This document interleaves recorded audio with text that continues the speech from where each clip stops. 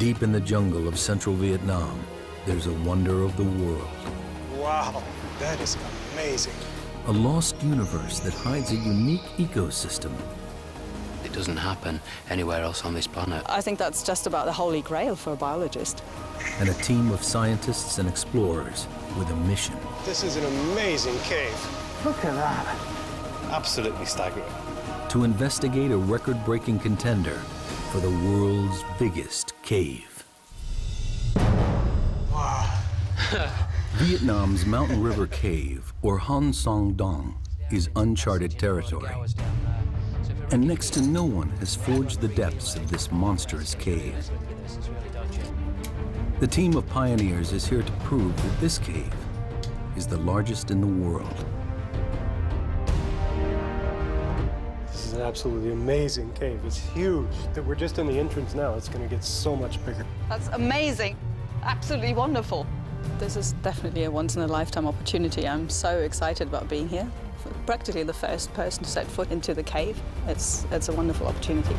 In 2009, caver Jonathan Sims was one of the first humans ever to enter here.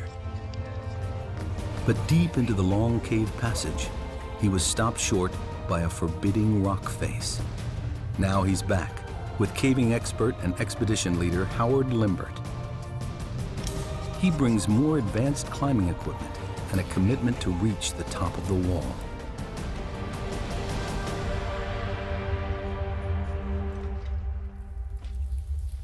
The expedition begins with a dangerous 328-foot rappel into the first massive cavern. British caver Howard Limbert has led 12 expeditions to Vietnam's limestone caves. This year's expedition into Mountain River Cave is especially dangerous because it's so remote.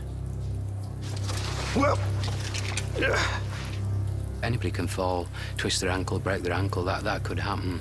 And if that happens, you know, then we've got a rescue on our hands. Rope free, Annette. German zoologist Annette Becher is anxious to enter the unique underground world within.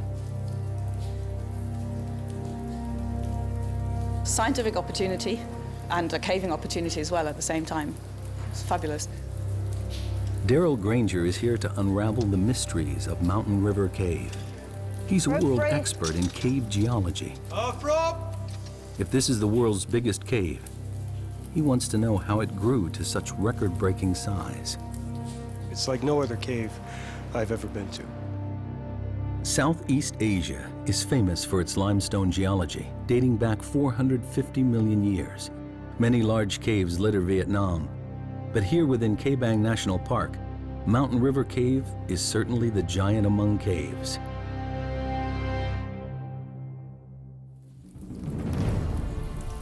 In the 2009 expedition, Limbert and his team were only able to fully explore the first section of the cave. But they found areas they estimated to be about 500 feet wide and about 650 feet high. That's over 3 times the height of Niagara Falls. Deer Cave in Sarawak, Malaysia, currently holds the title World's Biggest Cave. From what they saw last time, Limbert's team is convinced this cave may be bigger. Let's try and get the map of the cave in some sort of order. Yeah. To claim the world record, they need hard evidence. All this is unmeasured. That's why we've got to survey it, to find, you know, just how big it is, whether it is the biggest cave in the world. We've got to do a serious survey. This passage here for surveying, it was really, really hard work. Jonathan Sims is one of the 4 cavers who drew up this rough original survey of Mountain River Cave. And what we really need to do next is get over this wall. He knows the wall that defeated him back in 2009 is their biggest challenge. It's a dangerous obstacle to overcome. Made of loose calcite and mud, it stands at nearly 50 feet high. We just weren't expecting anything like that. Well as that. Sims is determined that this trip will be a success. He won't fail twice. If they can climb this forbidding wall, he's convinced that the enormous cave continues on. And as a backup, there's this static sump which didn't look particularly potable. They estimate the wall is about 3 miles into the cave. From the 328-foot rappel at the entrance, it will take the team half a week to reach the final survey point at the Great Wall of Vietnam. After the initial drop, there's an 1,150-foot scramble leading to the first of 2 river crossings. From here, the team needs to climb high, following the river through the natural valley of the cave. Then there's a descent down to a level sandy area and to the first of 2 dolines, collapsed holes in the cave's surface. The dolines and cave beyond are where Betcher hopes to find new life forms, and Granger, the secret of how the cave was formed. Then, through a narrow section, across the larger doline, and into the second camp. So far, the final part of the cave surveyed is the last quarter mile before the Great Wall of Vietnam. And then, it's into the unknown.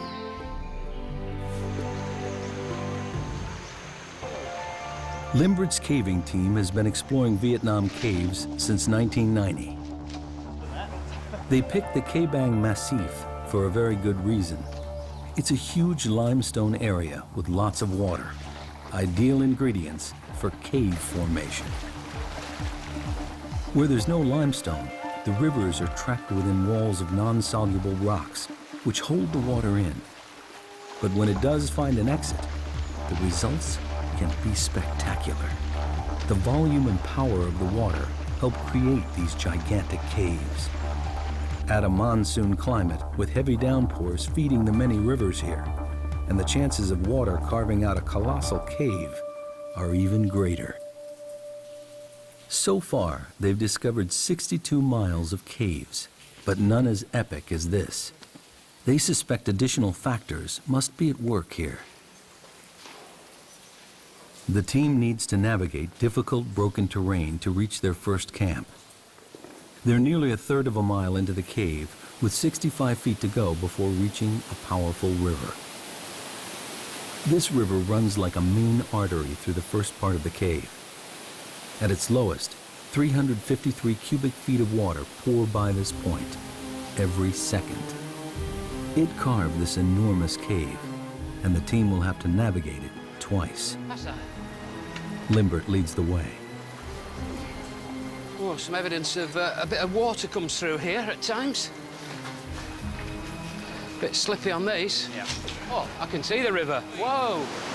Look at this. This is our river crossing. Oh, then we're underwater. Yeah. Determined to move forward, they must cross the deep, threatening underground river. It's the last bit that looks a bit quick.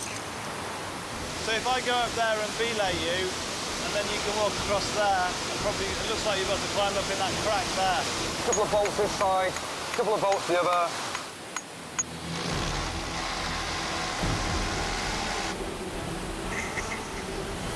It's life and death, really.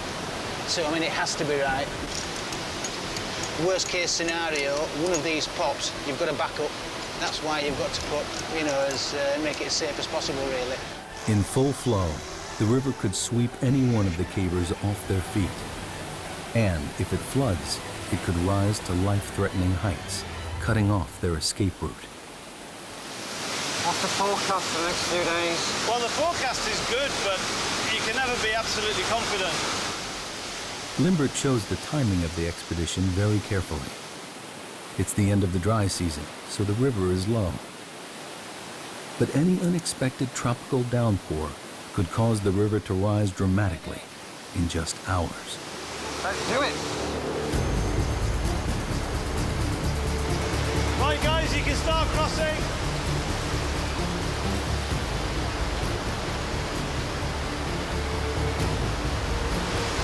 Next one.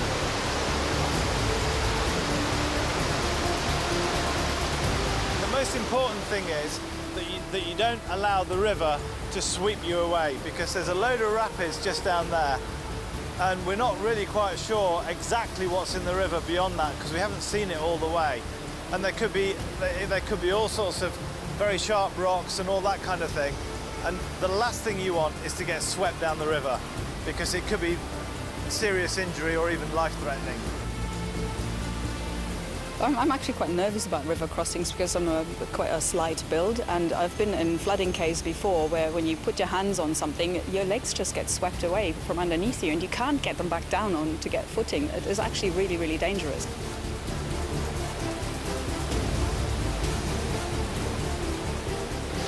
I'll put a passage block here.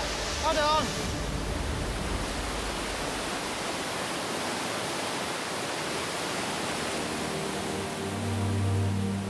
A major obstacle conquered. Daryl Granger can now start to really look around. You can see big formations, big stalagmites over there. Check that one out. This is an amazing cave. We came down those big slopes, we've come through the rocks, and we finally made it down to river level. So now we can set up camp here. We can start thinking about what we want to do next in this cave. The Titanic cave is theirs to explore. What is it that makes a cave so big? There's a lot of stories that we can learn from this cave.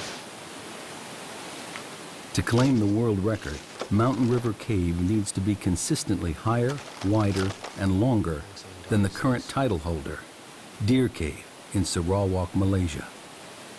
When you're talking about largest caves in the world, there's no doubt there's some very, very long caves. And if you went on pure volume, many, many caves are bigger than this cave on pure volume. It's pure dimensions of a whole single passage like this that continues for 5 kilometers is pretty unique in the world. Mountain River Cave runs in an unusually straight line from north to south without any deviation. So let's get underway. Let's get started, okay? Okay. Granger believes the water in the oldest section of the cave could offer an explanation as to why this cave is so enormous. Highly erosive, extremely acidic water rushing over pure limestone may be the answer. To confirm his theory, Granger needs to draw a sample. Okay, so right now I'm taking a pH measurement. I have a pH probe here. We have to leave it in the water for a little while to equilibrate. That'll tell us the pH of this water. pH levels range from 0 to 14. The lower the pH number, the stronger the acid. To be out of the ordinary, Granger is looking for a reading lower than 7, which is neutral. On the surface, tropical rainstorms flood the vegetation and seep down through the soil. Along the way, the water picks up carbon dioxide, which makes it acidic. High levels of acidity would make the water flowing into Mountain River Cave more effective at seeping its way through the rock. All right, so my pH should be finished now, and we have about pH 7.5. So that's pretty typical, maybe a little bit on the low side. The results of the test surprise Granger.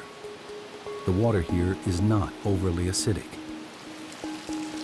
This can't be the explanation for the cave's epic size. There's something strange going on here, and finding the answer to this huge puzzle is his primary focus. Granger needs to dig deeper. The explanation could lie in the river's efficiency at eroding the limestone. To test this theory, he measures how much dissolved calcium carbonate there is in the water. This will tell him how much rock erodes daily. I'm gonna add some acid in here until the liquid turns yellow. And then the way this kit works, I can just read off from the syringe how much calcite is in this water. One more drop. So now it's yellow. Okay, we only have about 62 milligrams per liter. This means that every 1,000 gallons of water that passes by here carries 8 ounces of dissolved rock, about the size of a baseball each second. It sounds like a staggering amount, but for a cave of this size, it amounts to nothing. Like the pH level, the calcium carbonate result is ordinary and unexceptional. It's exactly the result a geologist might expect to find in any limestone cave river. These results don't help Granger understand why this cave is such a monster. The answers must lie deeper within the cave. Howard Limbert's team is a third of a mile into Mountain River Cave. They have food for 6 days, enough to get to the Great Wall of Vietnam and back. The team sets up camp. Rehydrating and replacing lost calories has to be carefully managed. Geomorphologist Dr. Hugh Nguyen and biologist Dr. Tai Nguyen of Hanoi University also join Limbert on the expedition. Hopefully the other porters will take all the other bags to our underground camp.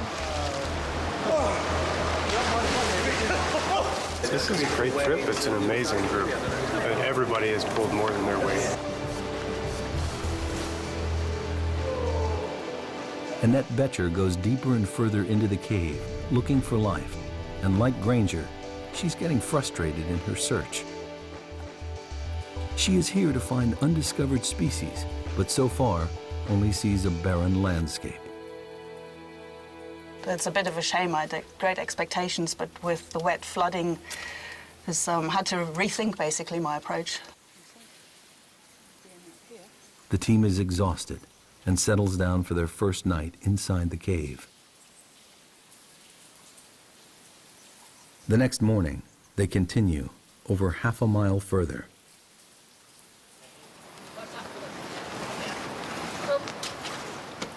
Daryl Granger has explored some of the largest caves in the world. But this one is about to reveal something he's never seen before. Deep in the heart of Mountain River Cave lie the magical and mysterious dolines. Wow.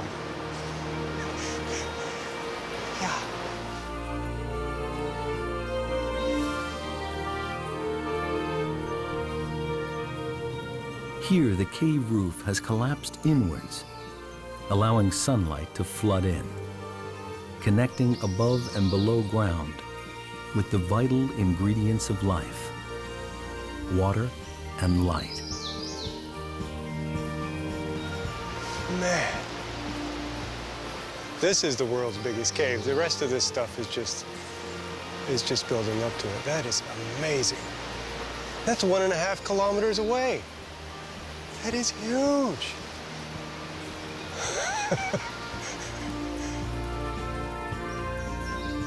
But that looks like, it's 100 meters away, like we're in a normal-sized cave. That's 1.5 kilometers. It's hard to even imagine how big that passage is.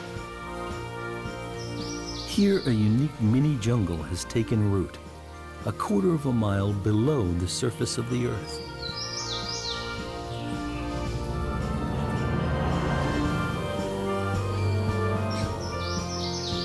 Seeing the jungle, basically, in the middle of the caves is one of the most beautiful sights.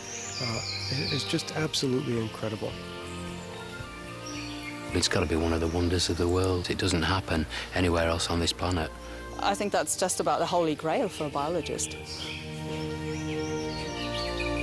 For Granger, the Doline is an unexpected window into the structure of the limestone here. It's also a view of Mountain River Cave's Achilles heel. This is a good example of a special type of doline. This is a collapsed doline. So that happens when you have a cave passage and then the surface collapses into that cave. And it happened here because we have really thin beds. You can sort of see them on the back side of the wall, and they're just not strong enough to hold up this cave roof. At some point in the cave's past, the river ate away at the cave roof where the limestone beds are thinner. The river damaged the ceiling rock so much that eventually the roof collapsed. This collapse is known as cantilever failure. You can think about, theoretically at least, having a piece of rock sticking out like a diving board. You can only stick it out so far before it breaks off under its own weight. And that's exactly what happens. As you make the cave bigger and bigger, you're forcing basically a diving board of rock, a slab of rock to stick out and support its own weight. The limestone beds in this part of Vietnam are especially thick, with very few cracks or weak points. The river tunnels through this landscape, challenging the strength of pure limestone. And the dolines brutally reveal the few places where the rock beds are thinner, weaker, but still divine. Here, open to the sun and the rain, life thrives.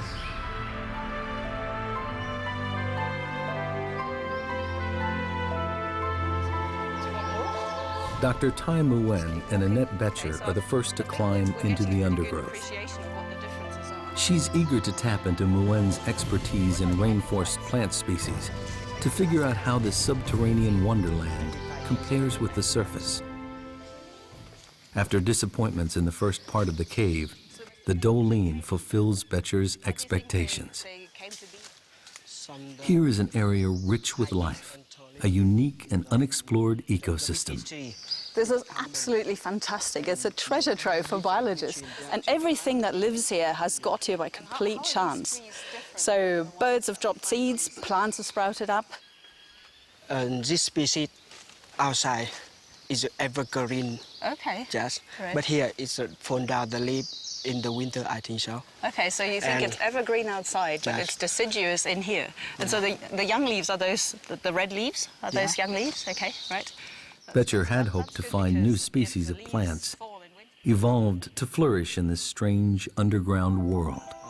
But Nguyen doesn't see examples of unique evolution. Instead, he thinks the plants in the Doline are showing extreme adaptation.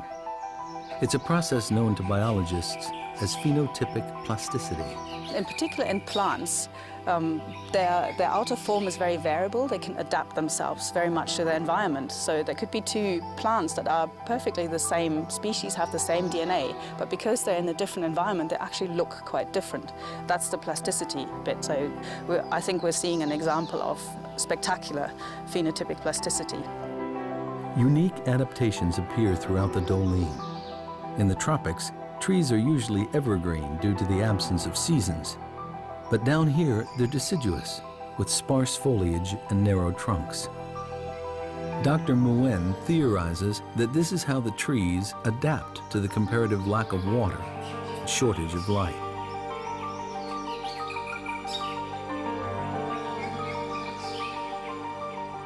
These steep Doline walls enclose this mini jungle and act as a natural barrier to the outside world, trapping pockets of life deep within the cave.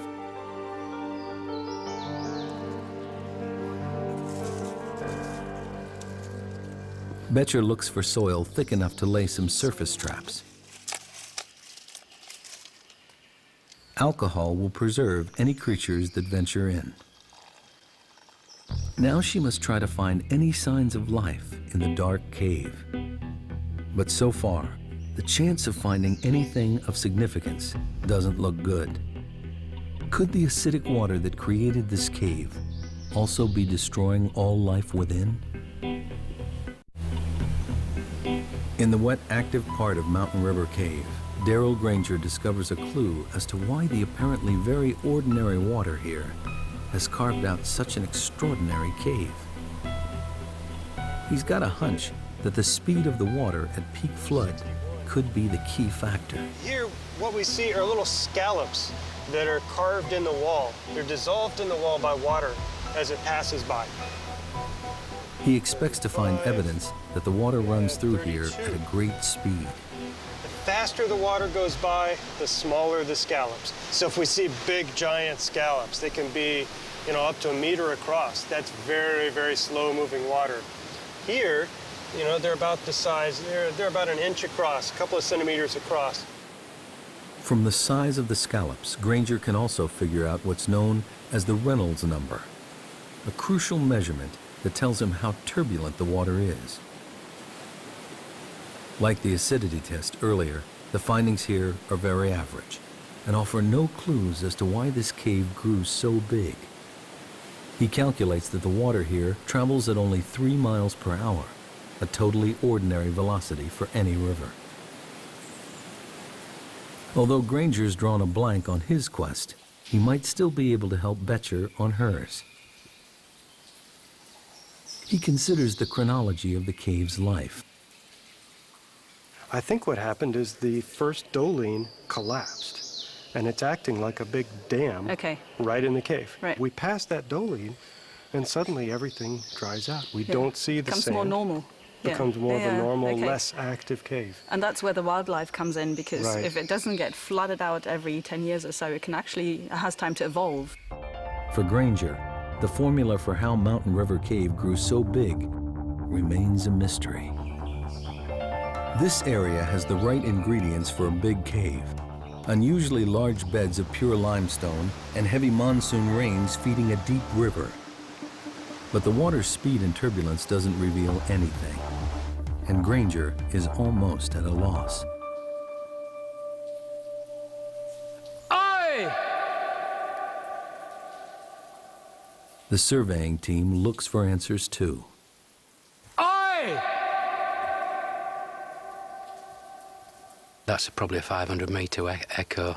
So if we ever push in a cave and you get to end of a cave or end of exploration for a day, we often give it a big oi just to see if it's still continuing, and we know we can turn around and come back to another successful push the next day.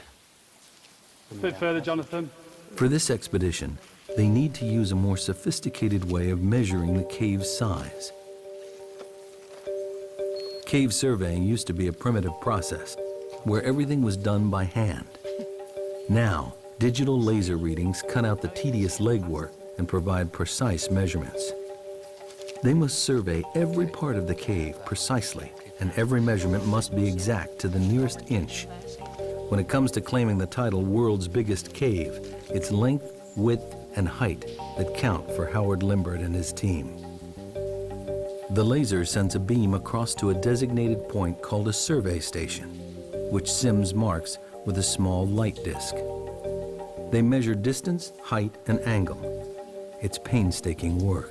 29.9 minus 3, 0.99. Left's 8. The laser beam picks out the highest point in this section of the cave. It measures 328 feet high. The Statue of Liberty could fit in here quite comfortably, with room to grow. The widest section surveyed so far is 338 feet across. This passage continues for another half-mile. Enough room for a small plane to fly through, or even a whole display team. Very good. So if we go back to the original station, and then we get some legs straight down there. Okay. Can you shine your target? Shine on Limbert believes this cave is consistently longer and wider than Deer Cave, but he needs to find the highest area. Just up a bit, Jonathan. Light on. They're now over 2.5 miles in, and Deer Cave still holds the title of the world's biggest cave.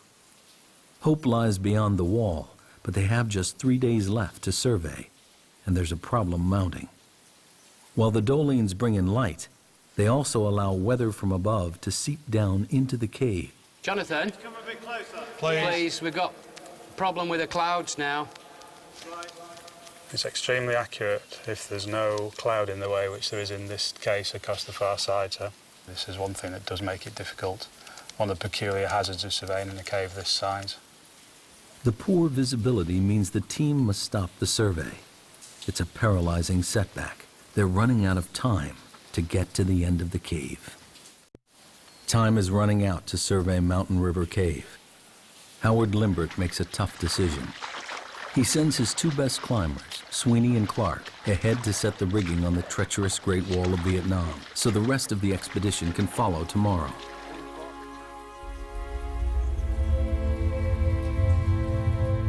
If they can't scale it, they may not finish the survey, and we'll never know just how big this cave really is.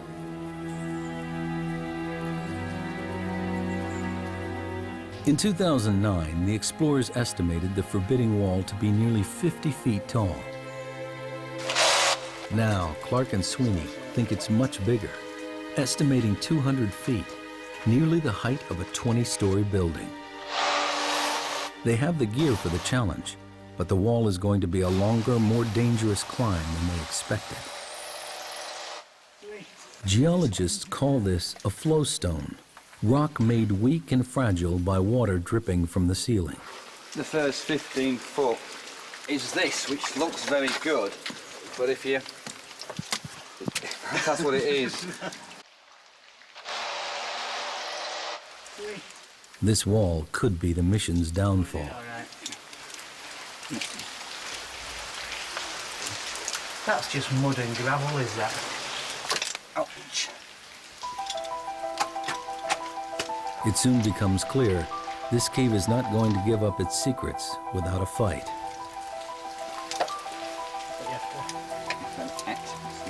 It's just crumbling away. It's crumbling away. Sweet and Clark have been building up to this for over a year. It's something that they're particularly interested in is climbing and climbing the wall. What we're climbing in is a very soft mud, calcite, and so normal bolts would just fall out. It's going to be a difficult and exhausting climb.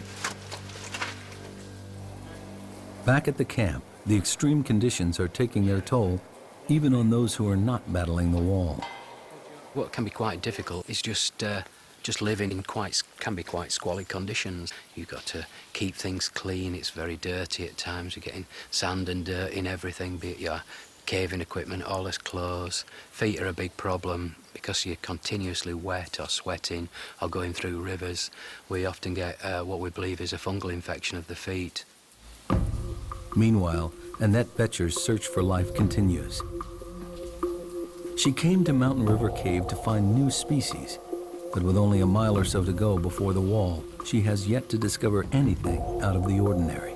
She has one more chance for a promising new sample area, a dry passageway.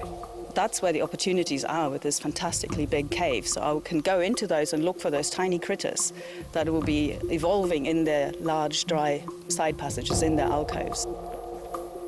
Regular flooding in large parts of the cave means that it's difficult for new life to gain a foothold.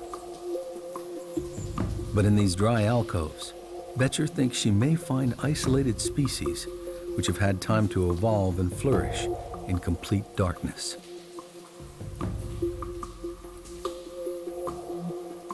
The smaller and more primitive the species, the better equipped it is to evolve quickly.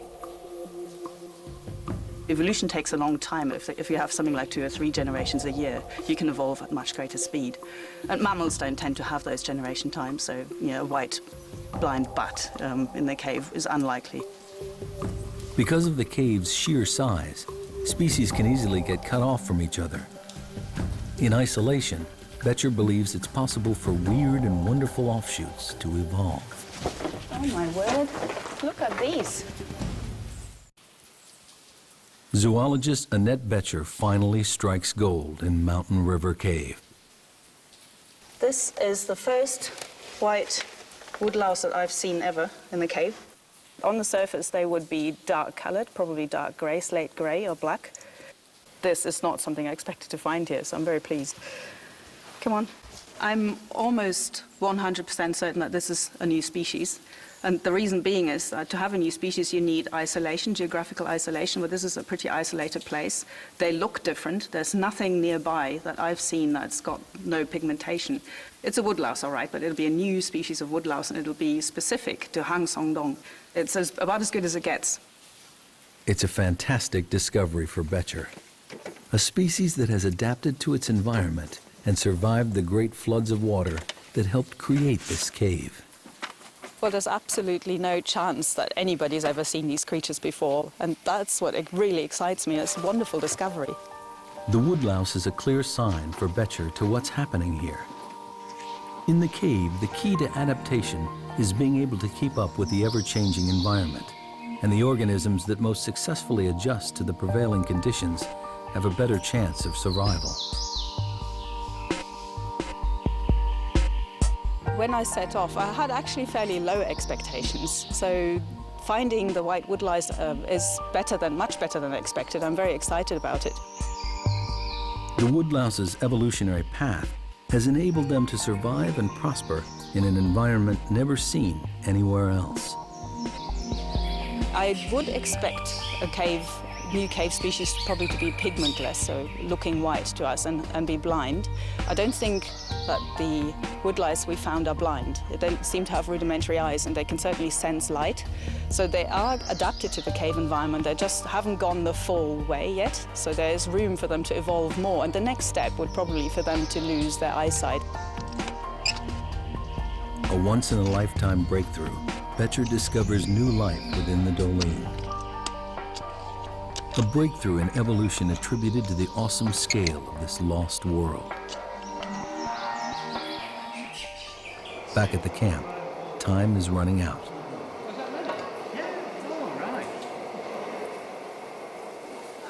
Climbers Sweeney and Clark continue in their battle to secure rigging on the wall and ready it for the rest of the team. If they don't succeed, the team can't complete a definitive survey.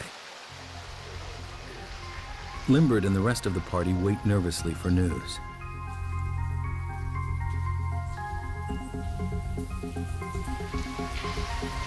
As time runs short, Darrell Granger is convinced he's near to cracking the geological puzzle of why this cave is so large.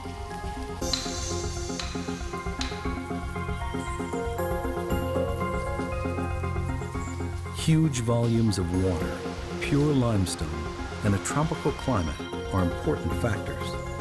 But it's not enough to explain why this cave is so big.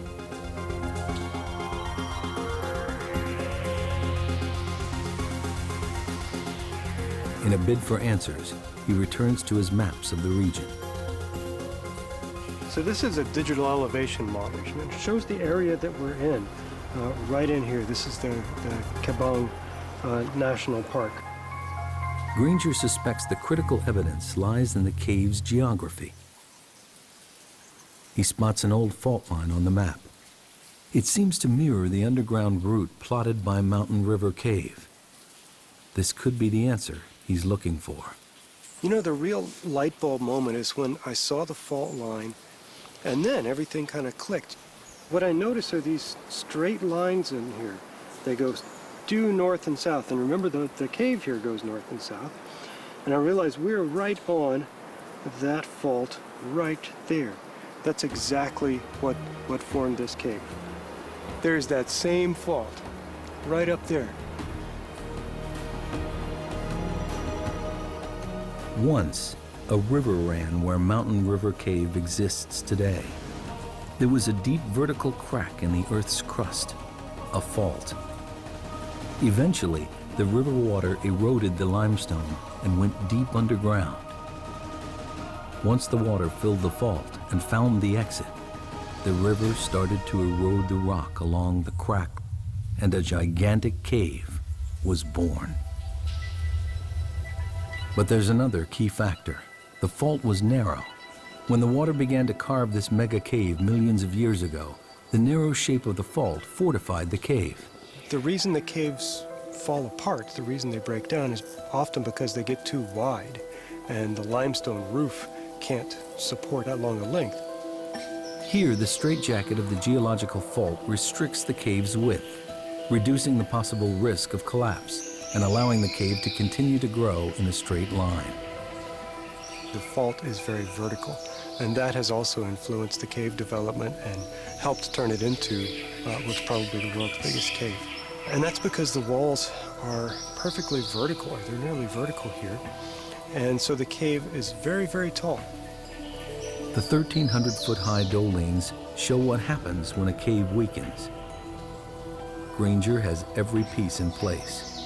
Unusually thick, pure limestone, a huge catchment area feeding a large river, an underground fault line, the right shape to contain a stable cave passage, and finally, a river on the limestone surface that made a cave at the first opportunity. A perfect formula to build a gigantic cave. The title of the world's biggest cave could rest on reaching the top of the Great Wall of Vietnam. But first, they need to know if Sweeney and Clark have managed to climb it. 2.5 miles in, Limbert finally gets the news he's been waiting for. His team has reached the top of the wall. The height or pitch is even more than anyone anticipated.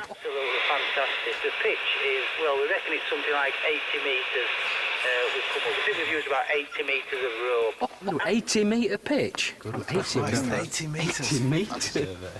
Great news, yeah. That's his main objective of this trip, is to get up that wall, and we've done it. This morning I was very doubtful we were going to do it. I thought we were going to be too tough, but they managed to get up. They've done a brilliant job. 80 metres is a big climb in those conditions. The good news brings speculation as to what lies beyond the wall.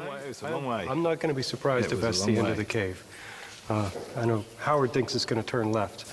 My inclination is it's going to go straight there and terminate. But, you know, that's what we're going to find out.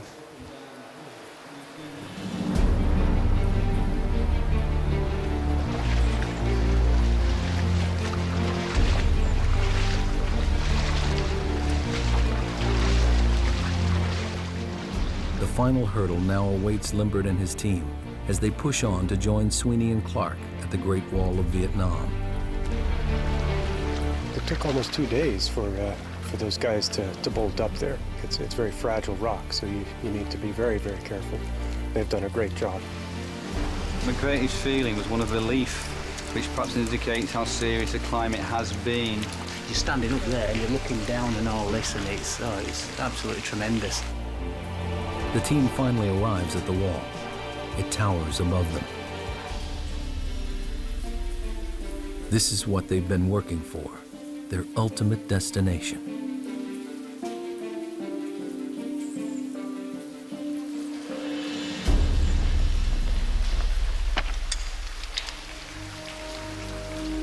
Limbert and Jonathan Sims are looking for a section of the cave that beats the highest point in Deer Cave.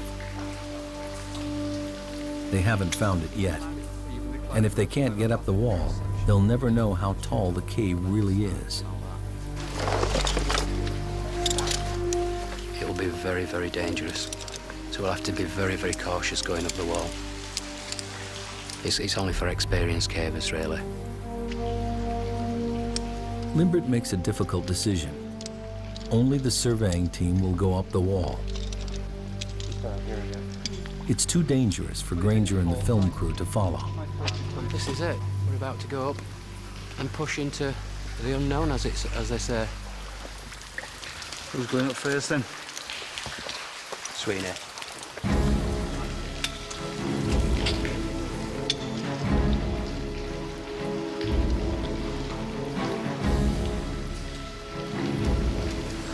Ready to rock. You just have to hold a bit of tension for the first bit like that. We're all on tenterhooks waiting to get over this wall to see what's next. Yeah. The film crew rigs one of the cavers' helmets with a camera to record the climb. Okay, say that. Yeah, left of it, down centre of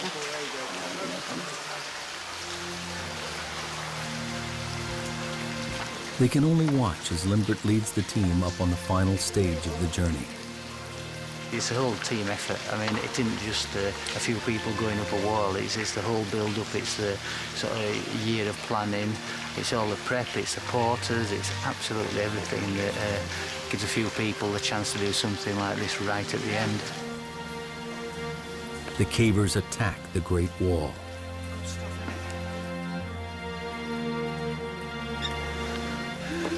Absolutely fantastic. This is something else, is this? Look at that.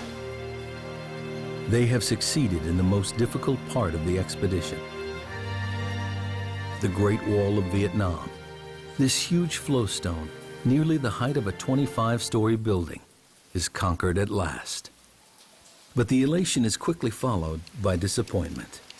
As Granger suspected, Mountain River Cave ends here. An exit to the outside jungle lies just 984 feet beyond the wall. With no more cave to survey, the team gathers the final measurements from the top of the wall to the ceiling. The highest point in Deer Cave is 574 feet. They've just climbed 236 feet up the wall and can now calculate the height of the whole passage. 45.8. Sims reads the final crucial measurements. 188. Can you just do the height of the passage there, Jonathan? Yep, it's massive. Absolutely huge. Absolutely huge. Finally, they get the readings they've been waiting for. It's 96.4. 96.4! That's incredible. Spot there, will you? Jesus. That's incredible. Altogether, the measurements show Mountain River Cave is the world's biggest, with the passage continuously higher, wider, and substantially longer than any other cave in the world. It's a fabulous cave, a really, really fabulous cave. Really enjoyed ourselves. We had a great time. We're having a really, really good time. It's just mind-blowing stuff, is this? It really is, and it just doesn't get much better. This has been a tremendous experience for me. I feel very lucky to have been invited on this trip to see the world's biggest cave and try to figure out the science behind this cave. Just very privileged and lucky to be along on this trip with Howard and his team.